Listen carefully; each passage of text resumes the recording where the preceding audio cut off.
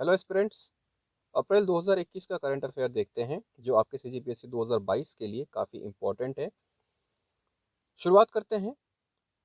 अप्रैल का जो पहला करंट अफेयर जो मैंने नोट किया था वो था एनआईटी में प्रदेश का पहला इंक्यूबेशन सेंटर खोला जाएगा। इंक्यूबेशन सेंटर क्या है ये बाद में पढ़िएगा, अभी वो इतना इंपॉर्टेंट नहीं है। पहले तो ये इंपॉर्टेंट है कि एनआईटी में प्रदेश का पहला इंक्यूबेशन सेंटर खोला गया था। अभी किसकी मदद से खोला गया था?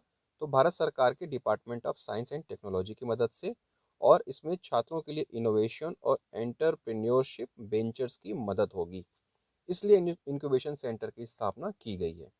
तो इंक्यूबेशन सेंटर कहाँ? एनआईटी में। किसकी मदद से? भारत सरकार के department of science and technology की मदद से, और छात्रों को इनोवेशन और एंटरप्रेन्योरशिप वेंचर्स के तौर पे उनकी मदद होगी।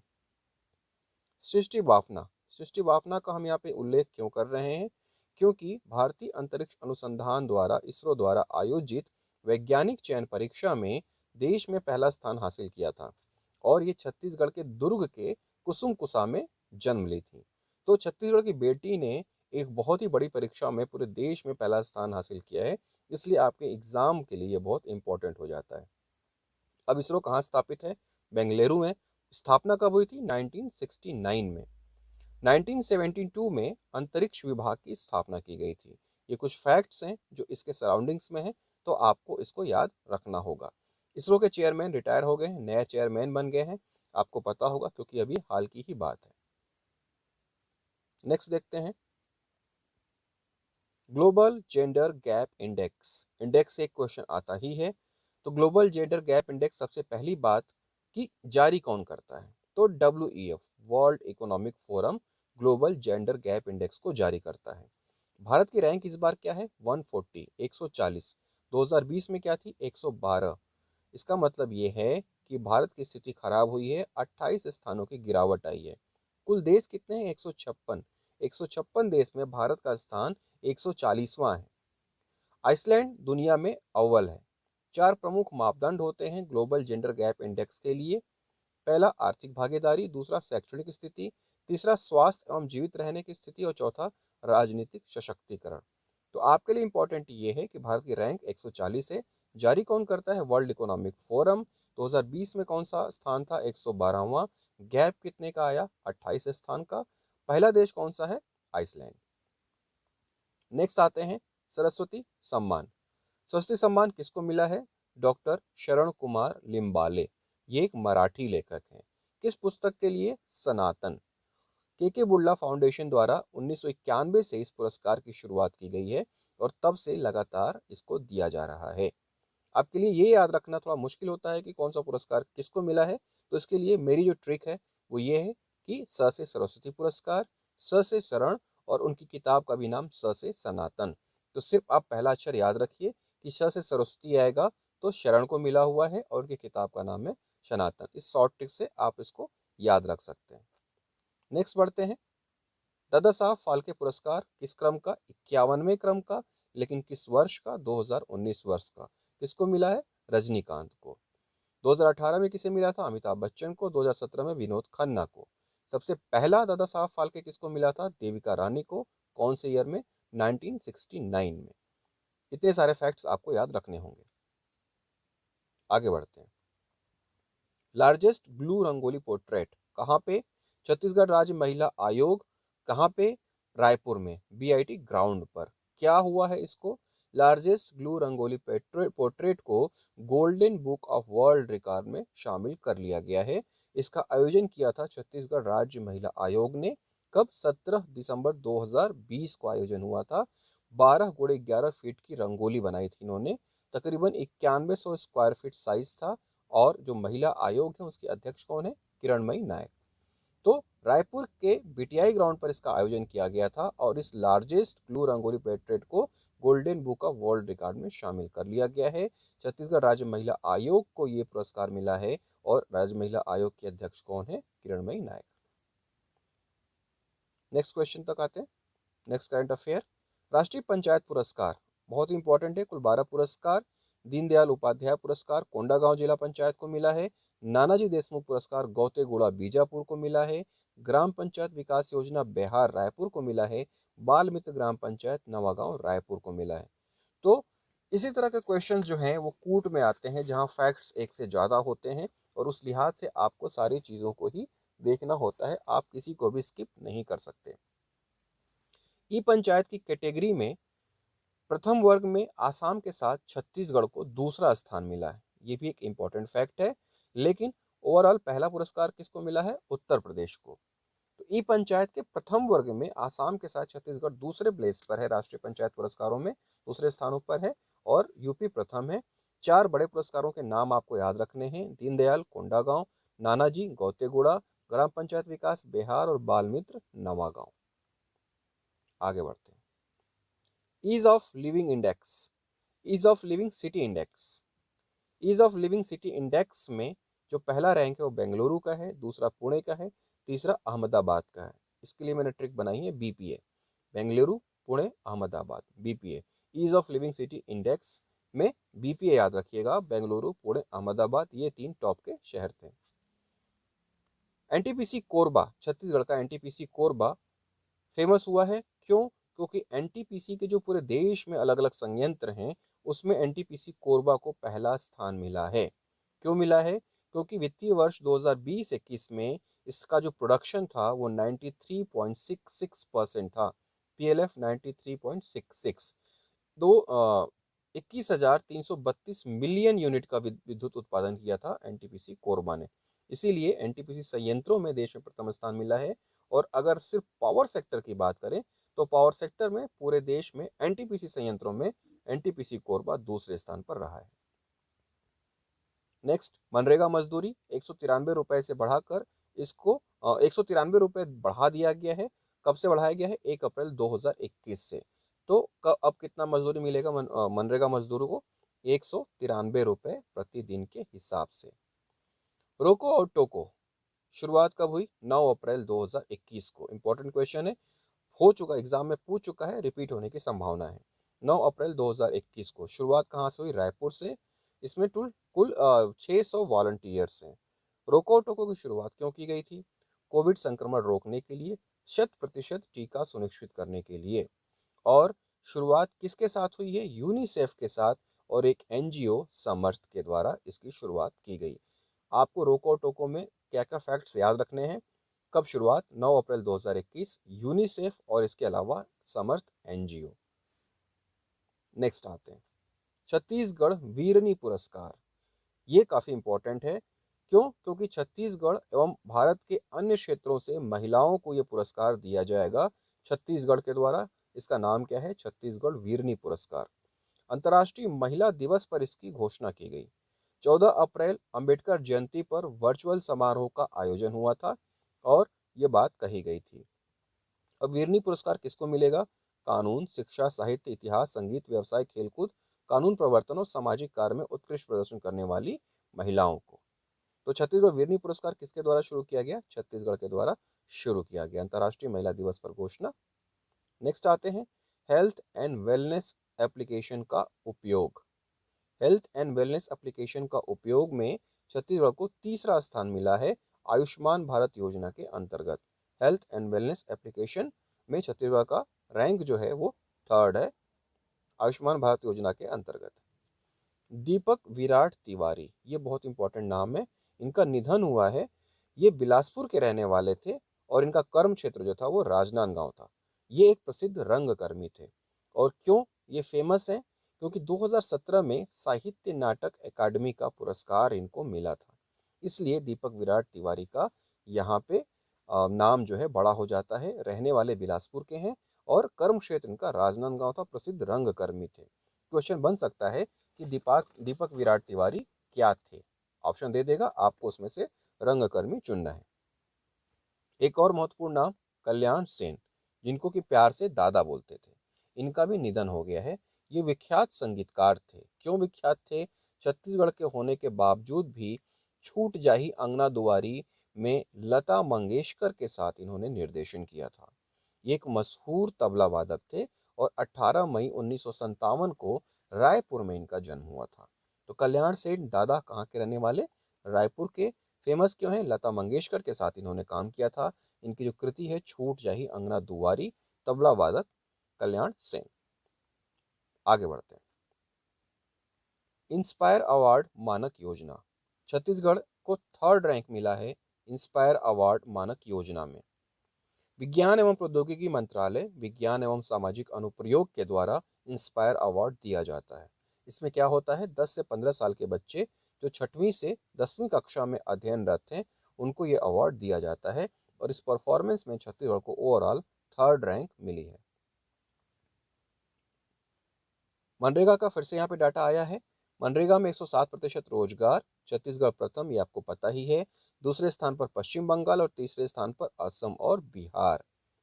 बिलासपुर में सबसे ज्यादा मनरेगा रोजगार उत्पन्न हुए 131%, गौरेला पेंड्रा मरवाही में 125% दूसरे स्थान पर और कांकेर तीसरे स्थान पर। आपको याद ये रखना है कि छत्तीसगढ़ ओवरऑल प्रथम था और जो लक्ष्य है वो 15 करोड़ मानव दिवस का था। बाद में छत्तीसगढ़ सरकार ने 2 करोड़ मानव दिवस इसमें और बढ़ाए थे। ओवरऑल जो सबसे ज्यादा रोजगार देने वाला जिला था वो था आपका बिलासपुर मनरेगा के अंतर्गत।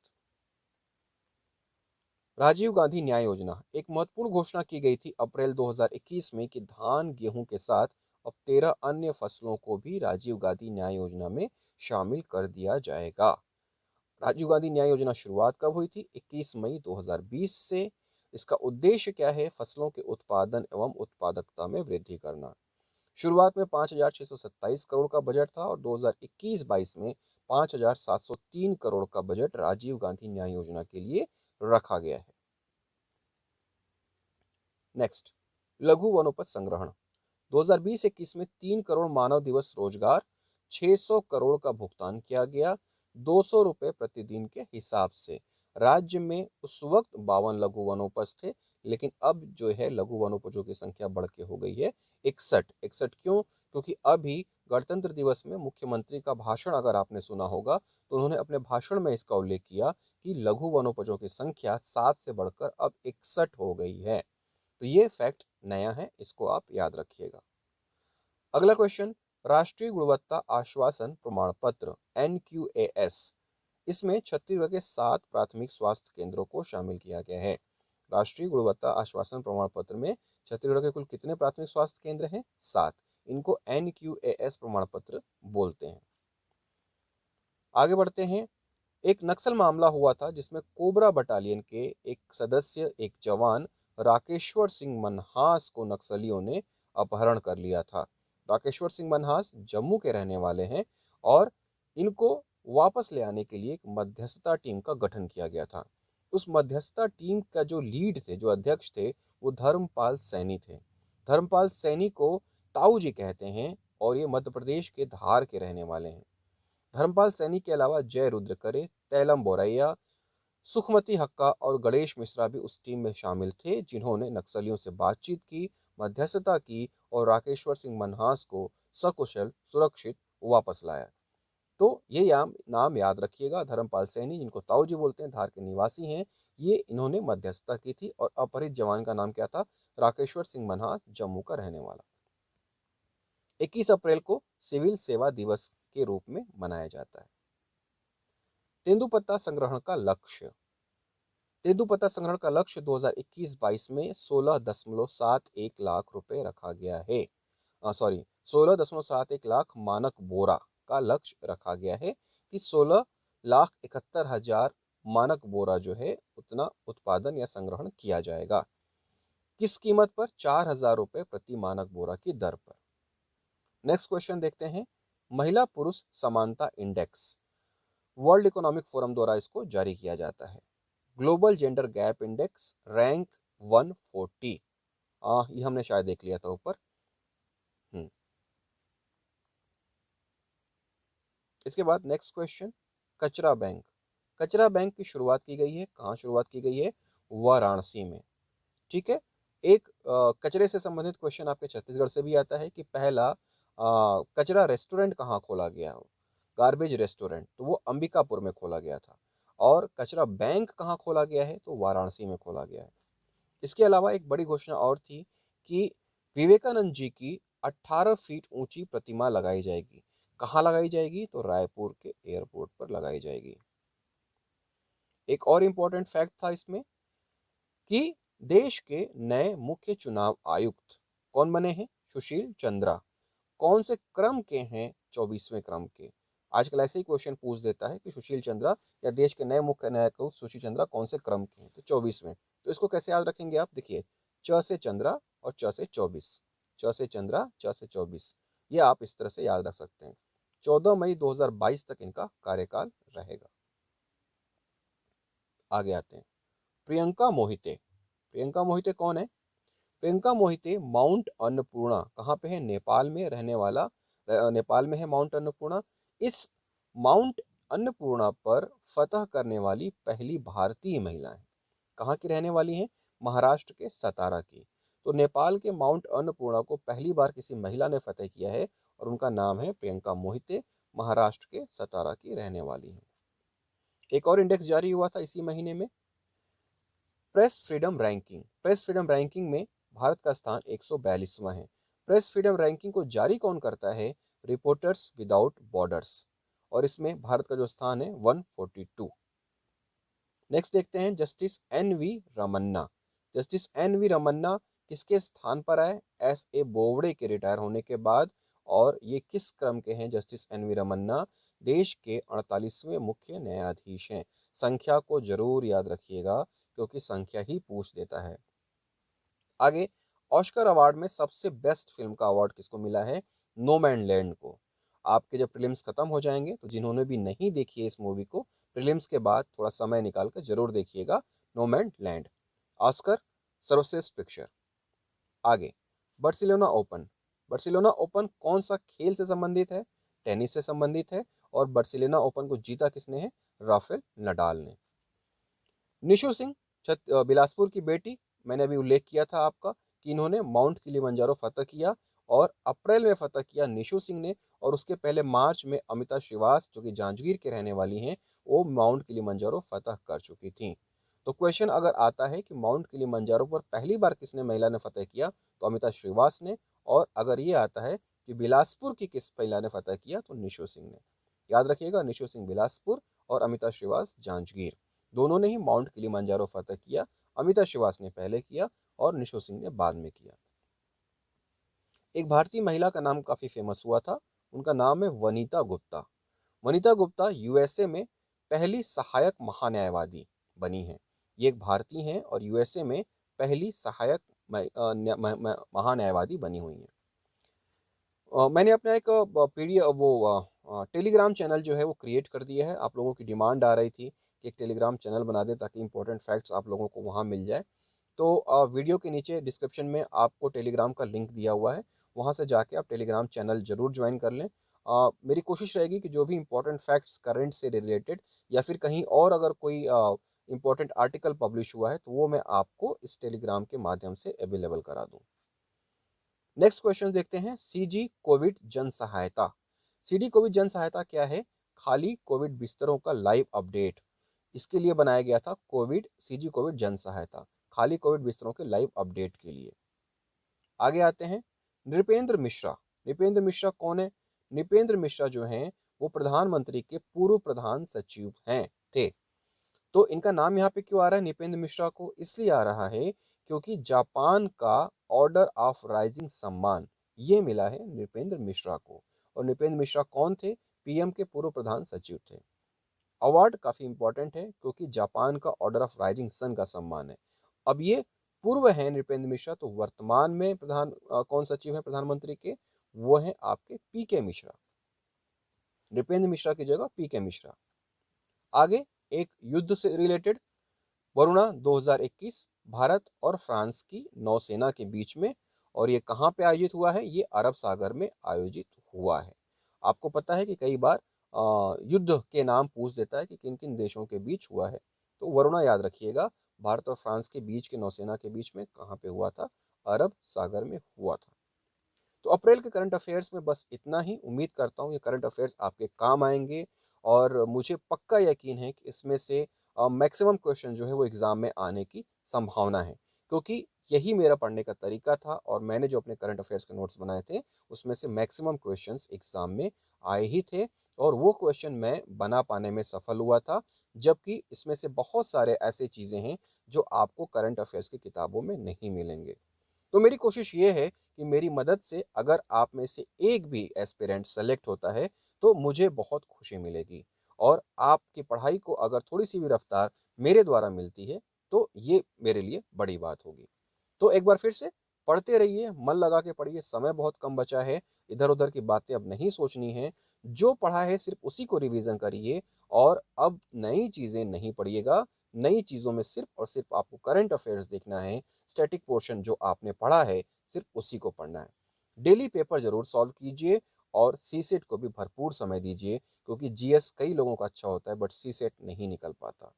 तो पढ़ते रहिए, लगातार पढ़ते रहिए और अपना सिलेक्शन पक्का करिए।